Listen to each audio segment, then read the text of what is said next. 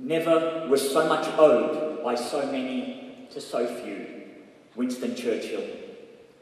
Tonight, as we gather on this solemn occasion, to pay our respects to the victims of the first genocide of the 20th century, the words that Churchill echoed 7 decades ago still ring true today. It has been 98 years since the Ottoman Turkish Empire orchestrated one of the greatest crimes against humanity. Over half of the Armenian population was systematically annihilated in a state policy of mass extermination. 1.5 million men, women and children would not live to see another day. The authorities did not only stop with the Armenians. 500,000 Greeks and 750,000 Assyrians also perished during this genocide. 98 years on, the Armenian people are still subjected to the continued denialist stance of the Turkish government. A government too ashamed to admit its own guilt and to justly recognise its own history. 21 nations have recognised the historical reality of the Armenian Genocide. Their flags stand proudly to my side as a clear testament that genocide recognition is the moral responsibility of all our elected officials, and for them to rise above politics and stand firm against the empty threats that are made by the Turkish Republic and genocide deniers alike. As a proud Australian citizen, it saddens me to see the Australian flag standing alone this evening. Alone because Canberra has not mustered the moral courage to unequivocally condemn the crime against the Armenian people. The Armenian National Committee of Australia, through its tireless and dedicated work, has ensured that the Armenian Genocide, once a taboo subject in Canberra, is now well known by all sides of politics. Over the past several years, a wave of politicians have added their voice in affirming the historical reality of the Armenian Genocide. Unfortunately, some have allowed themselves to be gagged by a foreign ally, bowing to the same baseless threats made against these 21 nations that continue to enjoy fruitful relationships with Turkey. As a proud sovereign state, we should never allow Australia's humanitarian voice ever to be silenced. Ladies and gentlemen, this journey has not been an easy one. In the face of a well-funded denialist machine, we Armenians have stood strong and registered numerous achievements. Collectively, we have come a long way, yet we have a long way still to go. Education is the cornerstone of our campaign to ensure that the legacy of the Armenian Genocide lives on for generations to come. No one can dispute that the events that occurred almost 100 years ago do not have any relevance in the 21st century. By educating the masses, people will understand the historic and modern implications of genocide. Some 18 months ago, we launched the website armeniangenocide.com.au.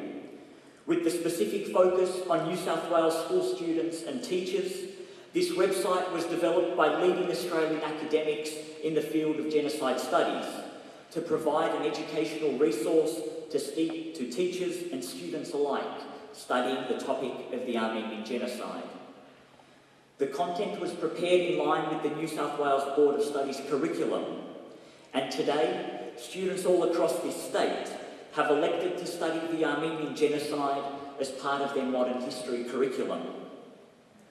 In addition, this website has been presented to multiple history teacher conferences around the country and forms part of our work in educating and empowering students on the prevention of future genocides.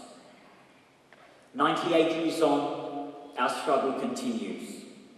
It continues with the strength and hope that 1.5 million of our ancestors instilled in us. We will always remain on the front lines in advocating not only for genocide recognition, but in ensuring that the modern-day consequences of a crime committed 100 years ago are never forgotten. In December of last year, the Honourable Walt Secord MLC followed up on his historic trip to the Republic of Nagorno-Karabakh by visiting the historic sites of Western Armenia.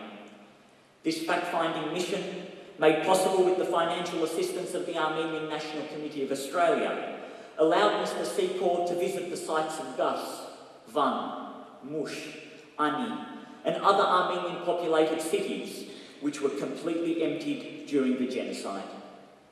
Vibrant cities which were once home to hundreds and thousands of Armenians now only house the horrors of what happened to its ancient people. Such visits put into perspective the extensive destruction of the Armenian people. Later this year, in July, a group of 10 New South Wales parliamentarians will undertake an official visit to the Republic of Armenia under the leadership of the Armenian National Committee and the chair of the New South Wales Parliamentary Friends of Armenia group, Mr. Jonathan O'Dea, MP. These parliamentarians, many of whom have joined us this evening, have advanced and continue to advance all issues of importance to Armenia and Armenians. This program will remain an integral part of our agenda in further promoting the importance of our history, rich traditions and culture. Ladies and gentlemen, our 98-year quest for justice will continue. It will continue because the truth is on our side. It will continue because it is our collective moral obligation to ensure justice is delivered to those who can no longer seek justice. It will continue because it is our collective debt to the lives of 1.5 million innocent people who had no other choice. Ladies and gentlemen, today is not only a day of solemn reflection, but also a day where we celebrate our collective willpower of survival. Here in Australia and all around the world, the Armenian community will remain entrenched on the front lines, ensuring that respective governments accurately recognise and condemn the events of 1915. As the 100th anniversary of the Armenian Genocide approaches, let us continue to collectively work to ensure the just recognition that each and every one of us deserves.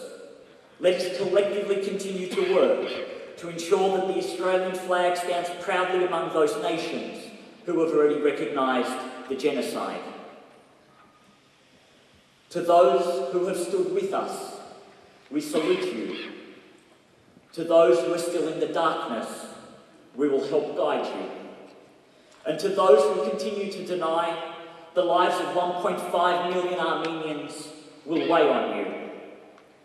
Tonight, let us ensure that the words of Eli Wiesel never ring true, that they must not be killed again through forgetfulness. Thank you.